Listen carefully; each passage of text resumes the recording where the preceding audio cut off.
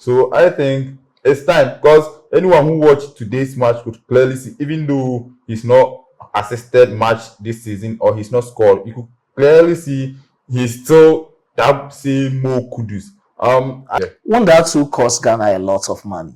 Because going to play outside, plane tickets, a whole lot, like there are certain things we are going to spend enough on this. Won't that affect the economy?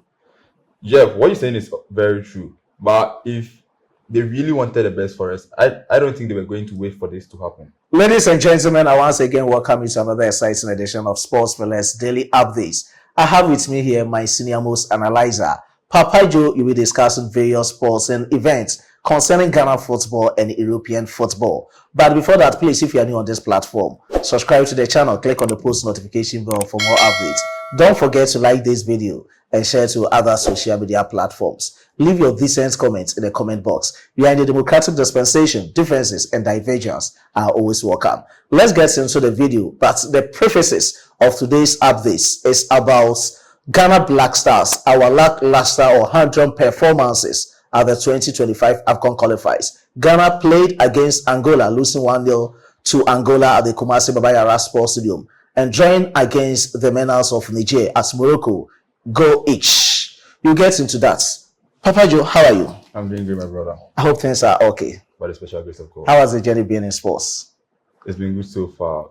We just give thanks to the Almighty for how far He's brought us. Oh, okay. All right, let's get into the video. How do you see the general view of the performances of the Black Stars in our 2 Afcon qualifiers? Yeah, thanks, my brother, for having me once again. I think I'm not much impressed. Just like any Ghanaian, it's also not going to be much impressed. But we also need to give them the benefit of the doubt since we have a new technical team and we also going a rebuilding journey. Even though most people are going to say our technical team are inexperienced, which I side with them, I think it's just a gradual process. Yeah, other nations have done it, other clubs have done it. It took them time, so we just need to give them the support, rally behind them, and I think with time we're just going to find our rhythm and get back to the top like how we were in the year 2006 to 2010. Yeah. So what do you think is the problem at all? Let's start with Ghana-Angola game, briefly. Was it a pitch, as people were saying? Yeah. The pitch really played a big factor in our game against Angola. But I also think technically we were poor. That's why I said I side with people who always say we have an inexperienced technical team. Yeah, that's very true. But in all, football is a game of chance. It's either you win, you lose, or you draw. So when you get a win, Alhamdulillah. When you draw, you work on it. When you lose, you work harder just to come back or bounce back harder and go back on your winning ways. All right. So talking about the pitch, meaning you are really, really happy with CAF's decision, the Confederation of African Football decision, rescinding their approval for the Kumasi Baba Yara Sports Stadium. I was super excited the very day I heard the news. Very, very, very excited. Because a nation like Ghana, or a football nation like Ghana, and mind you, we are not just dwarfs in football when it comes to Africa. We are giants in Africa, whereby we started winning even trophies, taking the name of the continent Africa worldwide before currently other nations are joining us. So I'm very glad because we deserve better and we need to have better. You and I have been to Baba Yara on several occasions and we all can attest to the fact how poor the pitch, the facilities, the equipment over there are. So I'm very happy.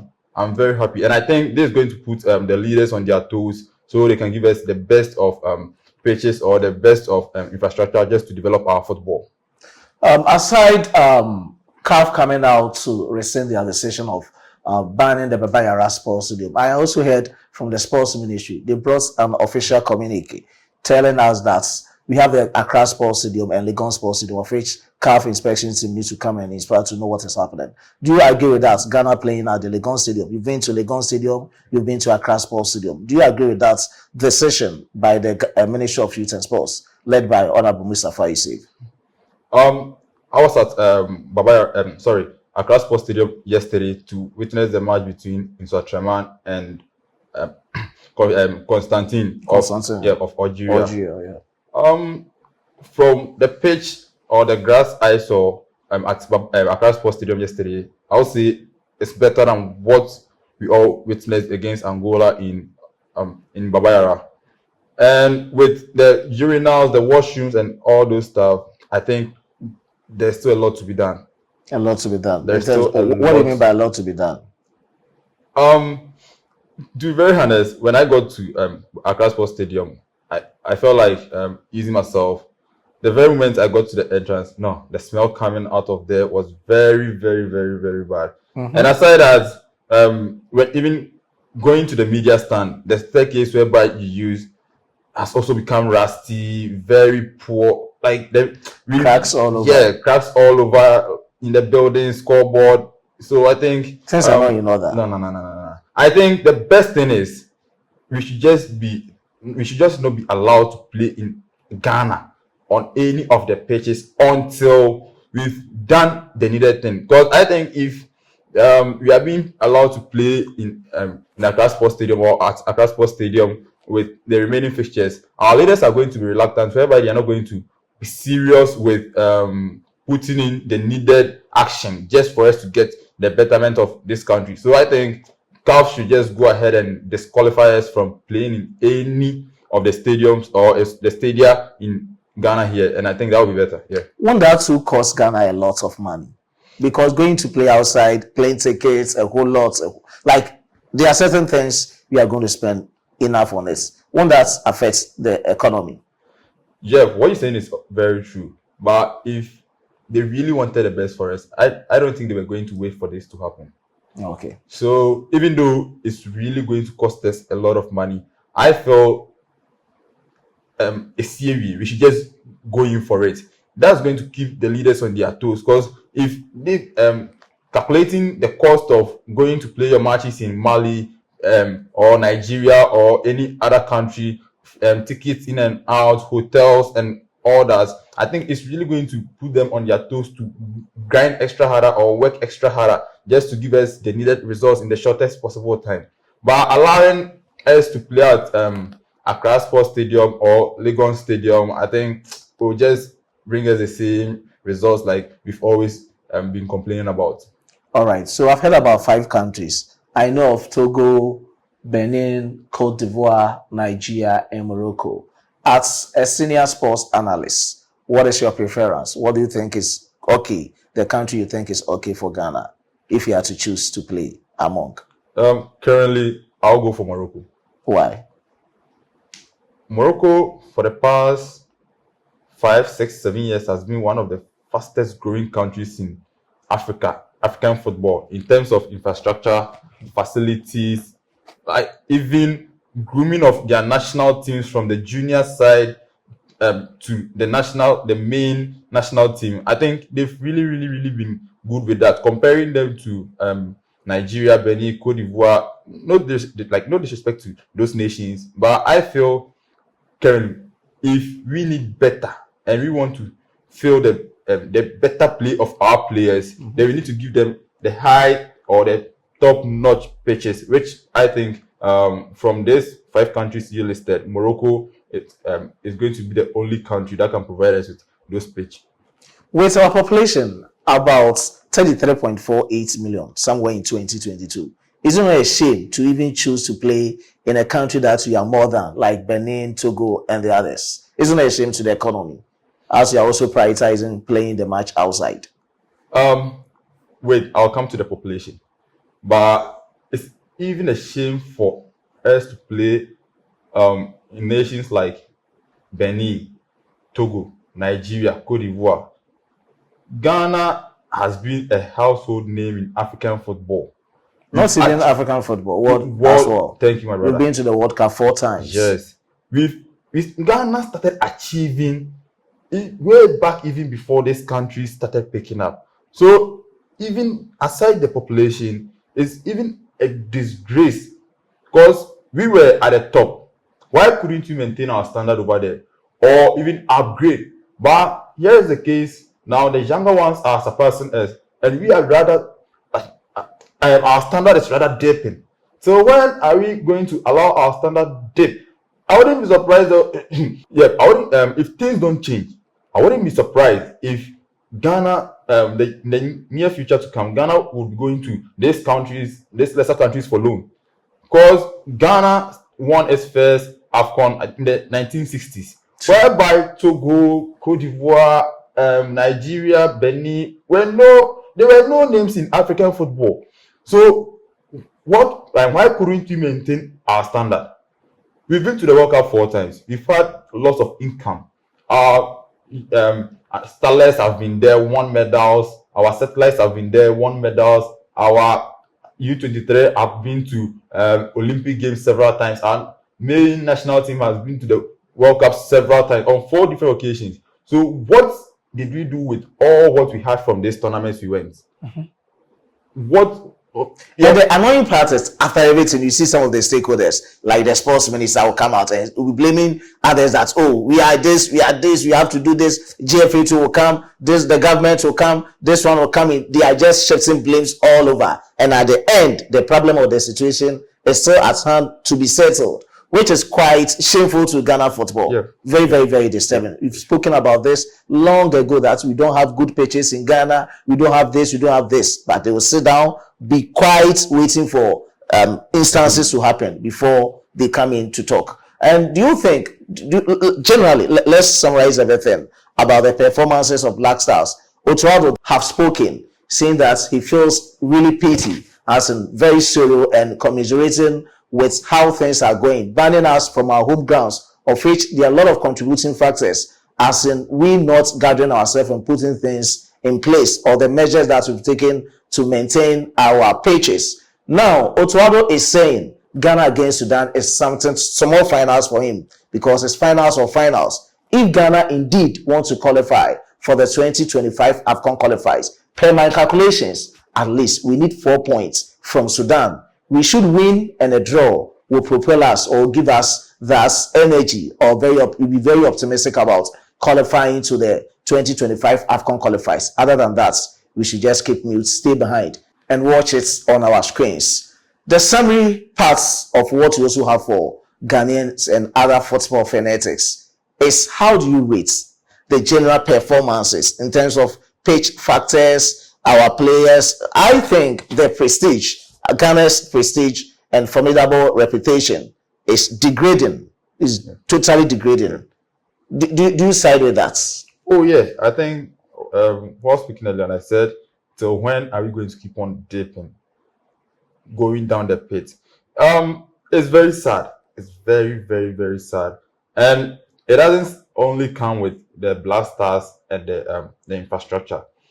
It starts right from the head. That's from the sports ministry to GFA, National Sports down Authority, the line to National Sports Authority, to regional authorities and all that.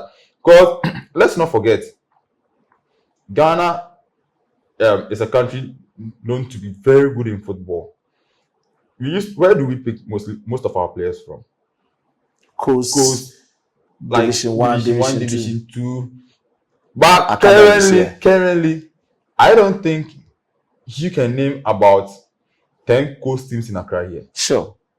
So what happened to our coast football? Even our local football, the Ghana Premier League, I can't even mention 10 players from Hatufok and Kotoko and other clubs. Good. And here is the case: we're chasing players from Italy, players from Germany, players from England. Let's not forget a typical formation of Ghana nation, 4-4-2. We've gone for a player from Italy. He has that hard tackles mindset, because that's what we know the Italians for. Yeah. We've gone for a player from Spain. They want to possess the ball, lay a long pass, run for it. We've gone for a player from England who will also give you a mixture of tiki-taka football and physicality. Sorry. So grooming these players becomes a very tough task for our national team or the coaches leading the team, because one, we have 2 Italians or 2 Spaniards or 2 English in and in our starting 11, like 2 from each country in our starting 11. What are you going to tell them? So you think going for Let's go back to our roots. As we should take players from our own environs. You and I know clearly. Even this very recent squad who won the 2009 U20 World Cup. 2000 Andre Didier, yes. Yeah. I think we had just about 4 players from Europe, but you could see these guys really want to achieve something. To the extent of us getting. So you don't buy the idea. You are siding with Nigerian's former player. What's his name? John Mikel Obi, stating that we shouldn't give chance to those players that will stay for long at their various European countries, then later come on to play for African countries. Yeah, I don't side with that at all. You are not interested in European bonds of. Let's link it to Ghanaian descent, right? No. Okay, that one will be another discussion for another day. On this note, we will cross our borders to Europe. We have various European matches happening. Week 4 of EPL matches. Early kickoff was between Southampton and Manchester United. Manchester United trashed Southampton by 3-0. Brighton, Ipswich Town, they shared the spoils. Crystal Palace, Leicester City 2-2. Fulham 1, West Ham United 1. Liverpool at Anfield lost to Nottingham Forest by 1-0. Goal courtesy Callum Hudson-Odoi. Manchester City won against Brentford by 2-1. Aston Villa 3, Everton 2. Bournemouth with a 86-minute goal from Christopher Nkunku. Chelsea 1, Bournemouth 0. Papa Joe, your general submission of the week 4 matches in the EPL. Okay, thanks, my brother. I think for the interest of Ghanaians and for the fact that I watched the whole match myself, I'll go for Fulham with West Ham United. You could clearly see Marco Silva of Fulham, even though things are not really moving that much, you could see he's up to something whereby he's also trying to find a rhythm. Equally same way as Julian Lopetegui also wants to find a rhythm with West Ham.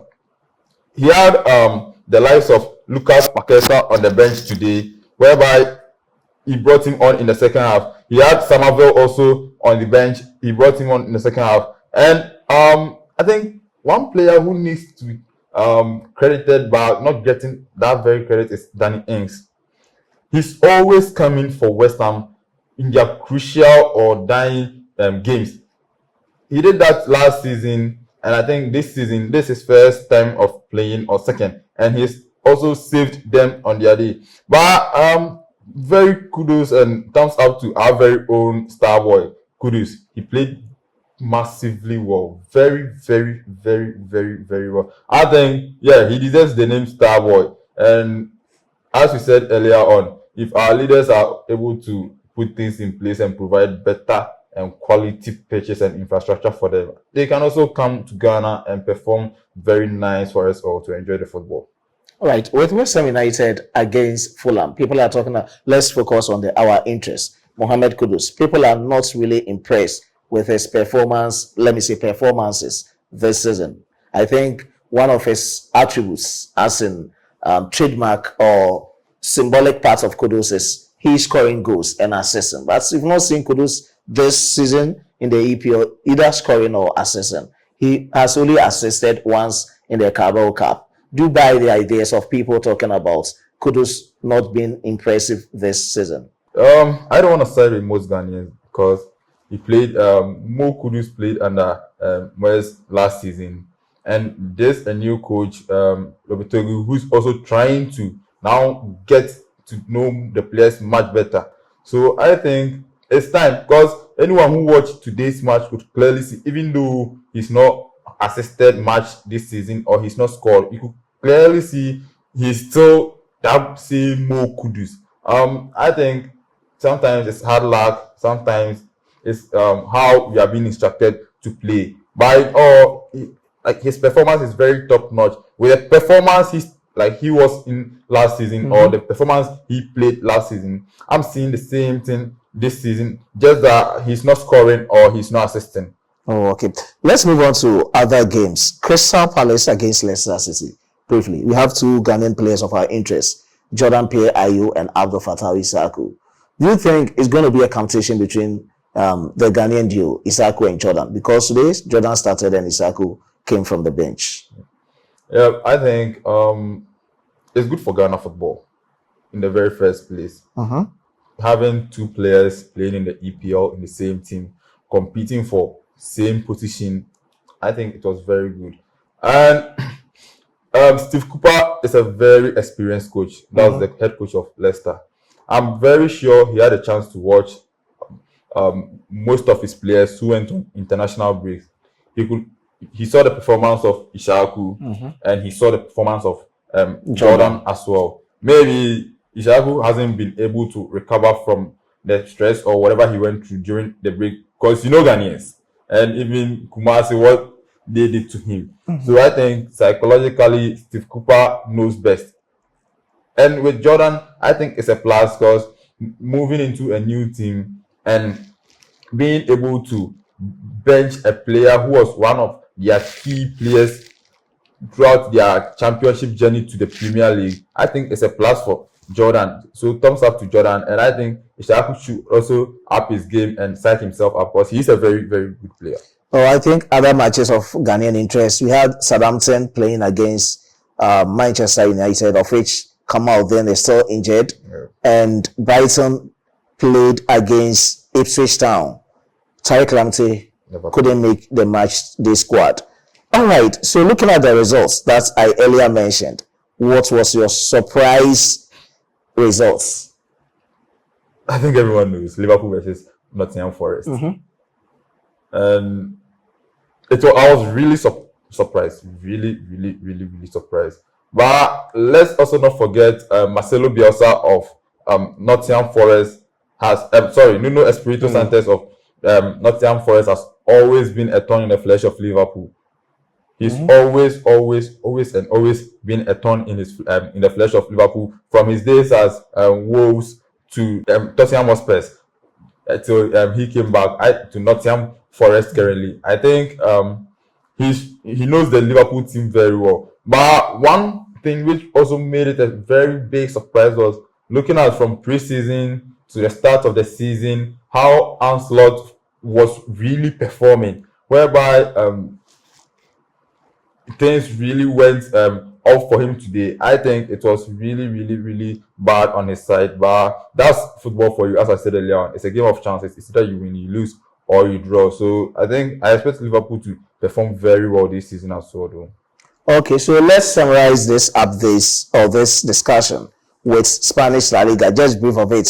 Mallorca was being defeated by Villarreal by 2-1. Espanyol 3, Alaves 2, Sevilla 1, Getafe 0, Real Sociedad 0, the Almighty, the Galacticos, Real Madrid 2, with general submission of these matches in the Spanish La Liga. I think it's a very fair result everyone or any tipster would go in for.